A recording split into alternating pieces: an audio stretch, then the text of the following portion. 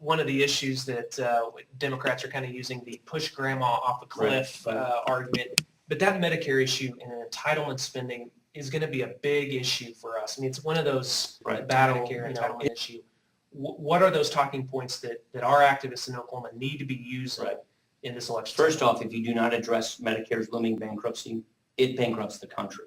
Medicare alone has about a $37 trillion unfunded liability. That means it's making promises to Americans today that it can't keep to the tune of $37 trillion.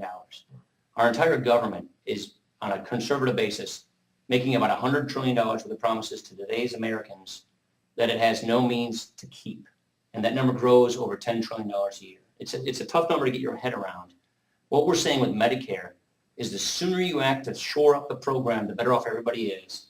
And the more you can keep people who are currently on the program from having any disruptions in their lives. So what our reform in our budget does, which by the way saves Medicare and deals with our debt and gets our debt paid off over time, it says if you're 55 and above, we're not going to change your Medicare benefit. It's going to stay the same as it is today, because if we go now to reform it for younger generations, we can keep that commitment. If we keep kicking the can down the road much longer, we won't be able to keep that kind of a commitment. That's why we're saying, let's be smart, let's do this on our own terms and go now. And for the people who are 54 and below, what we suggest is have a system that works just like what I have as a congressman, that federal employees have. You get a list of guaranteed coverage options that you select from that are selected by Medicare, just like the way Medicare Part D benefit works today or the Medicare Advantage plan works today, exactly like federal employees health benefit. And then Medicare subsidizes your premiums based on who you are. If you're a wealthy person, you're not going to get much of a subsidy. If you're a low-income person, you'll get total subsidy, total coverage.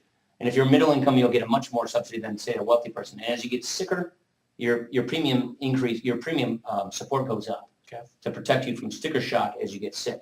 Doing it this way, having a choice of plans so that they compete against each other for your business, not having a government monopoly.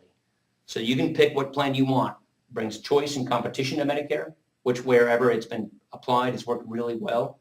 The Part D benefit came in 41% below cost projections because of this. And the other point I would simply say is this.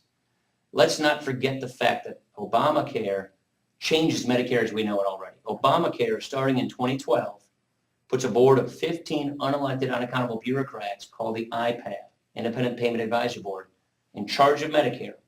And they have annual multi-billion-dollar quotas they have to hit to cut Medicare to providers. So they're going to take about $500 billion out of Medicare through price controls to providers, which means denied care for current seniors. This comes on top of the fact that to pay for Obamacare, they rated about $500 billion out of Obamacare, out of Medicare in the first place. Remember how you've heard people say stop rating Social Security to pay for other programs? Obamacare does that now for the first time with Medicare.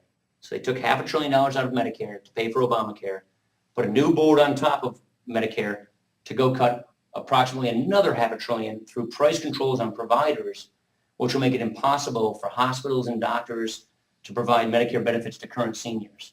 That leads to rationing and denied benefits. We say stop the rate of the program, get rid of the rationing board, leave Medicare alone for current seniors, and in order to shore it up and make it solvent for the next generation, give us this new and reform plan for those of us who are 54 and below, where we have a choice of guaranteed options. Medicare subsidizes it based on who we are, how wealthy or sick we are or not, and that saves the system, and it helps us keep the commitment to current seniors who have already retired. Probably doesn't happen until 2013, because this is part of repealing Obamacare. A lot of folks don't realize the major financing mechanism of Obamacare is the Medicare cuts. The major overhaul of Medicare comes from Obamacare. So when we want to repeal the president's health care law, we want to repeal the whole thing and replace it with real reform that saves the system and gives us patient-centered health care, not government-run health care. And that means 2013 if everything goes as planned, which is a new president and a new Senate. New president, new Senate. Let's get it done in 2012.